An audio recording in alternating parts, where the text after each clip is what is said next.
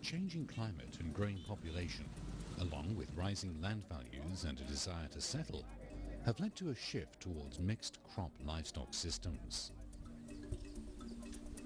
Many herder families have started growing crops, while farmers increasingly rear animals of their own. The knowledge of herders and farmers in Niger and Ghana will give us some insights to improve soil fertility and win the fight against striga, a parasitic weed that causes a lot of damage to cereal crops. Overnight tethering or corralling animals directly on the field returns both manure and urine to the soil. In particular, the urine is rich in nitrogen for your crop. In addition, it doesn't require a donkey cart nor any labor in manure handling, storage and spreading. But when you don't have animals of your own, a good relationship with a herder's family has a lot of benefits.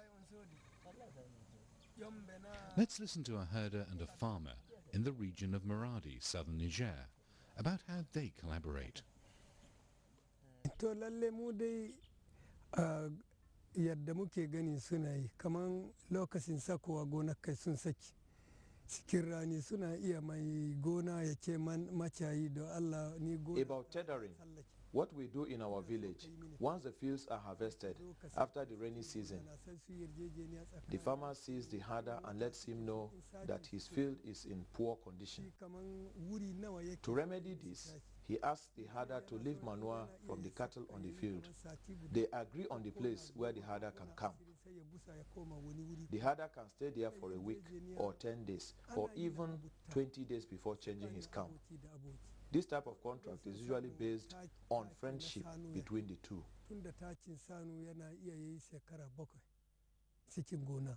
Amma ƙanƙanan dabbobi bai iya kamar shekara ɗaya biyu zuwa uku sai kabar gani ne. Akwai wanda zai zo da mace guda bai iyali to kana iya duk tsawon sati guda ka ba da ni. For a herder with his wife but without children, you can give 2 bundles of millet heads per week. If the family is larger, the weekly ration can vary between 3 to 4 bundles. Some herders are interested in the crop residues left in the field. In that case, if you both agree, they will camp in your field in compensation for the crop residues that are eaten by the herds. There are also those that need neither food nor crop residues. It is money that interests them.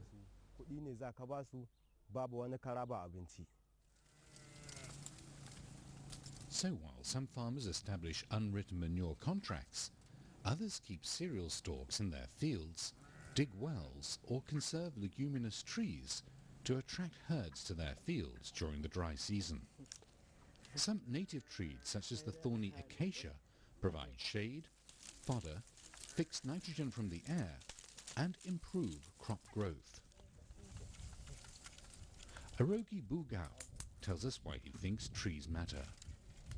The acacia and other trees fatten the animals, improve their milk production, and their youngsters grow quickly.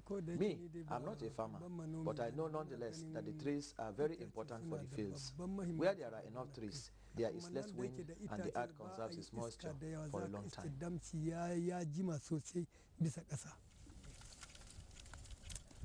Livestock eat pods of trees and deposit the seeds with their manure. This helps farmers manage the natural regeneration of trees in their fields. The type of food the animals eat will also affect the quality of their manure. The manure of animals fed pods of leguminous trees, for instance, has a long effect on soil organic matter. Different animals also produce different quality of manure. Let's listen to Adamu Umaru, who has animals of his own and collects additional manure from herders in southern Niger.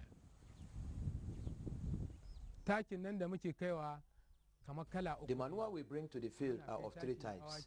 We bring the manure of goats, we bring the manure of camels after establishing contract with the Tuaregs, and we also take manure from our own cattle.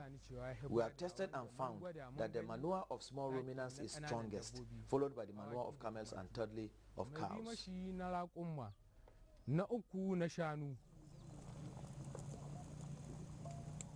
Fields where animals were tethered or corralled have less striga compared to fields where manure is added from elsewhere, as one farmer in northern Ghana explains. When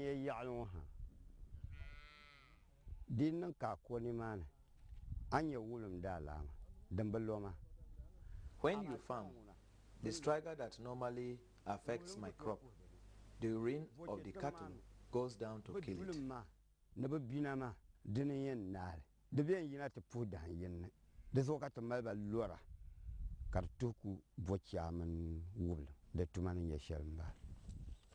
Now that we know the benefits of livestock and manure, let's look at ways to make the most of it. First, too much manure in your field leads to nutrition leaching after heavy rains. Moreover, excessive cow dung may also damage your crop in periods of drought. This can be avoided by reducing locally very high manure rates well before establishing the crop. In fact, manure from fields where lots of animals have stayed for a long time could easily fertilize an area 2 or 3 times larger without a loss in yield.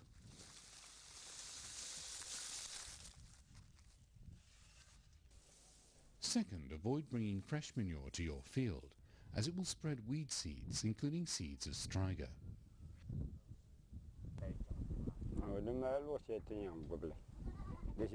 We normally dig a pit and put the feces in it up to the time of the rains.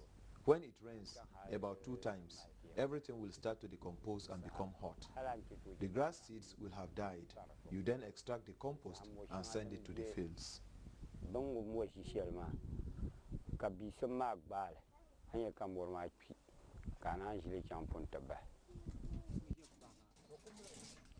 Penning poultry enables you to easily collect their droppings, which are very rich in nutrients and which provide a useful addition to compost. Third, as urine is a principal source of nitrogen, avoid the urine leaching in the soil or evaporating. Losses can be reduced by using straw or other plant materials as bedding in the corral. Some farmers in northern Ghana keep their animals inside at specific times to collect their urine.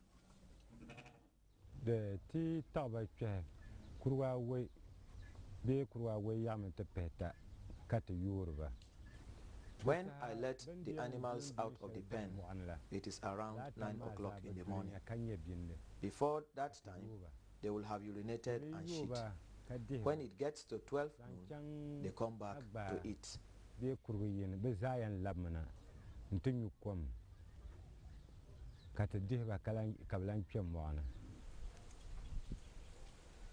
In western Kenya, some women farmers keep a few goats and sheep in raised slatted pens. This enables both the urine and feces to be collected and used to enrich their compost.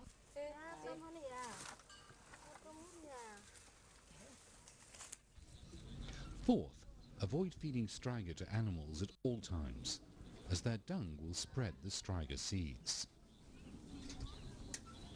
Finally, crop residues should be free of striga, as grazing animals can spread its seeds.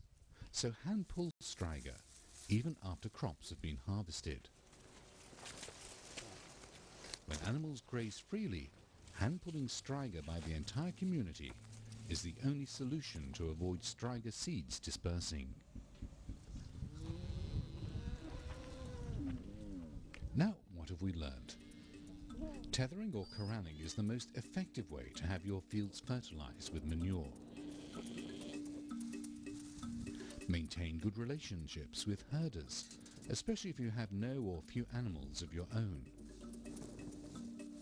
Over-fertilized fields lead to loss of nutrients and can damage your crop in periods of drought. Trading excess manure from over-fertilized fields can benefit both farmers and livestock keepers. With penned animals, avoid nutrient loss from urine by keeping animals on a bedding of straw and regularly collecting and composting the manure. Avoid transporting fresh manure to your field, as it will spread seeds of weeds, including striga seeds. Put the manure in a pit